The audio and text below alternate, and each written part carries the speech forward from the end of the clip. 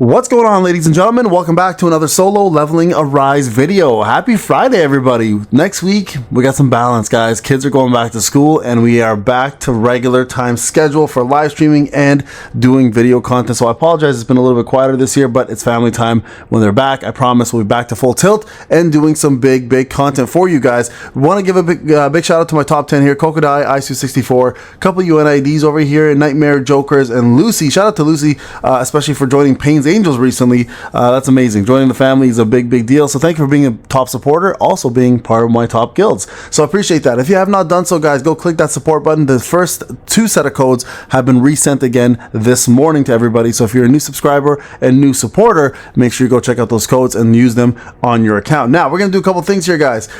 Today we had, yesterday I should say, I had the opportunity to complete and kill off LUXIS stage 20, which gave me the frame over here. You guys can see this is again on my free-to-play account, which added another frame to my repertoire here, and that is right there. There he is, right? The Watcher of Brilliant Light Lexus. Now I do want to do a showcase on Cha, so this is a perfect chance to do 2 birds 1 stone kind of scenario, right? So let's go ahead and talk a little bit about Cha, what she's all about and why you want to focus on her, and what makes her a very strong character to this date, and then also how you want to use her properly, how you want to gear her, and what she brings to the table as a character. And then we're going to use her in the LUXIS fight to show you guys how to get the LUXIS stage 20 POS completed to get the frame. All right, now let's talk a little bit about Cha first. You guys can see here she's my 4th strongest character.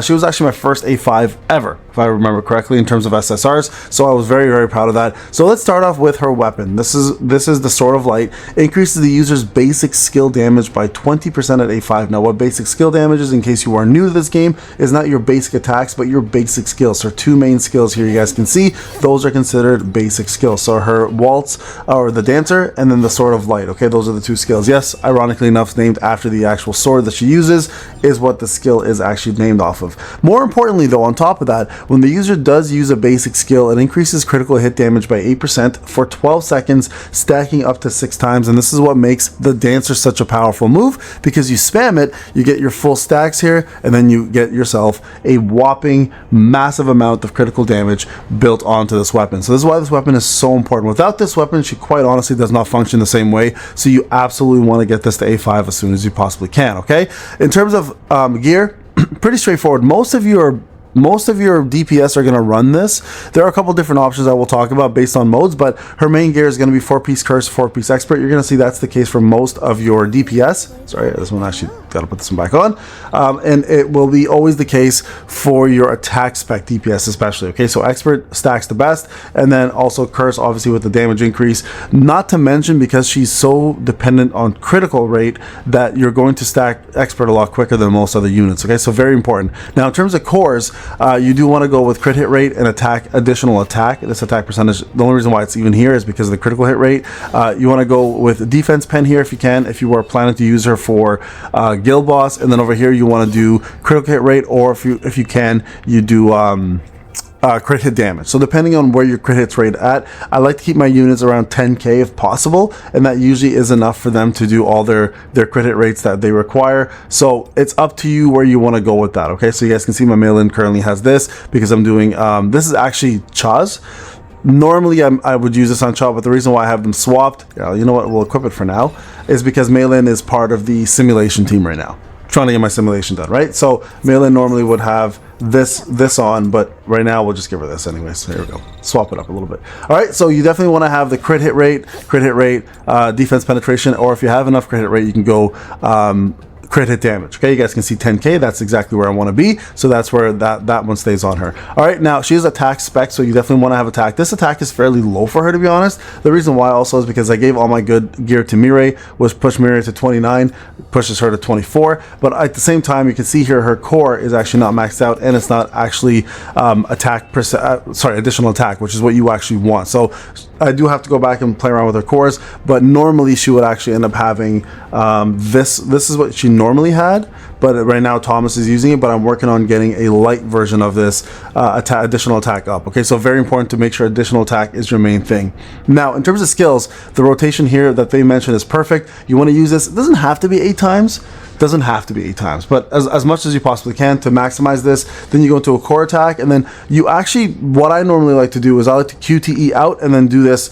So this is a perfect way to do it. I agree with this, because you do 8 here, core attack, ultimate skill, and then when you cast this, you QTE out. So this animation continues going, and I'll show you that in the battle, and then someone else comes in while she casts this whole move. But in case you don't have ultimate, I do this, this, this, and then I QTE out while this is happening, okay? So this is only if you have the ultimate up, obviously. Now, in terms of recommended skill, I agree and disagree on one reason. Ultimate skill, yes, especially if you're at A5, it should be your main focus, because her passive makes her ultimate skill hit that much harder. But if you don't have her at A5, I would actually do the dancer first, then the ultimate skill, then the basic skill 2, then the core attack. So that's where I would go in that order. So it's a little bit different than what they've shown, but it's up to you. Whichever way, you can't go wrong. You definitely want to get all those skills up anyways. And then of course, if you can push this as far as you can, will help you with all of your stats. All right, so there you guys go. Now let's go to actual LUXIS POS 20. I'll show you guys a quick run here. I think I have enough to do one more. Perfect, I do. And we'll go from there. All right, so Lux 20 here is a little bit of a challenge if you don't have a very good light team. Min is a great option here as well. You don't have to use Cha, but you guys can see here, because we're going to showcase Cha, I will use her. I've got Gun Hee, Thomas, and I've got Cha. Cha's not the main damage dealer here. She's her main goal in this fight, to be honest with you, is to do branded, which is one of her main buffs, which increases critical hit rate and critical hit damage on the opponent. Plus she has unrecoverable. In this fight, it's not that good, it's not useful, but in the fight with like the Scorpion, for example, Deathstalker, it is a pivotal part, especially when you do things like the spider fight as well, right? So to avoid healing, unrecoverable is one of the best things to do on any boss. Now with her, anytime you use her, you want to add Igris here to do more damage for crit, obviously. Well, do crit hit rate so you can do more crit hit damage. And then of course having Biru here for punishment, and then having combustion here for Serbi. All right, and then of course your remnant power for Braun. All right guys, let's jump into the fight. Alright, so a couple things with Lexus. I always start off with Cha first, again, just to put that branded debuff on the opponent so I can get more crit hit rate and crit hit damage, and then I switch over. So what you want to do essentially here, start off with her. I summon my shadows right away. You guys can see the branded is already on there. It's that buff right there, right next to unrecoverable. And then punishment by Biru obviously helps. And then I go in with a little bit of action with my Gun Hee to make sure that light damage decreases up there. And then go in with your Thomas, okay? So this is important here. Try to get your full rotation in Thomas. Thomas is going to be your main damage dealer, and you want to make sure you do as much damage as you can before he flies off and does this maneuver right here. And then he's going to summon these balls. Always get rid of these things. They're in the way. They're kind of in the way. So you can AoE with Thomas's ult and hit both Luxus and those to kind of do enough damage. Bring Cha back in. Okay, again doing this. You guys can see he does a lot of damage himself, so avoiding hits, very important. Here, this is what Thomas, see the Sword of Light and then QTE out. He's going to come back in again, he's going to cast his other moves. Okay, and he always does light rotation, by the way. I've never seen him do anything other than light as a rotation, so I'm not sure if he ever goes into any other form. But I think it's always light, I'm pretty sure. Here we go. Okay, he's gonna bring dark ones this time. So get ready for that. Here they come. So again, just focus on getting rid of a few. And you can do your ult here just to get rid of both that, and you can damage him usually at the same time. I don't think we have damage off. Alright. Be careful here. Dodge out of that. You'll see it's a giant AoE here. Now before you do her ult, I like to get Gun Hee in here real quick and then bring her back in, okay? That way you get the light damage up, or light damage down on the opponent, and you guys can see the damage is massive when she does it too. So it's a great ult, especially at A5. If you have Min and she's your main attacker too, he gives her such a big buff to that ult, and it does incredible damage. So just keep that in mind when you are building her, that if you're going to use her with Min will actually amplify that damage even further. Okay, so here we go. So here you can bring Gun Hee back in again, just to get that extra light damage. And then bring Thomas back and do his ult.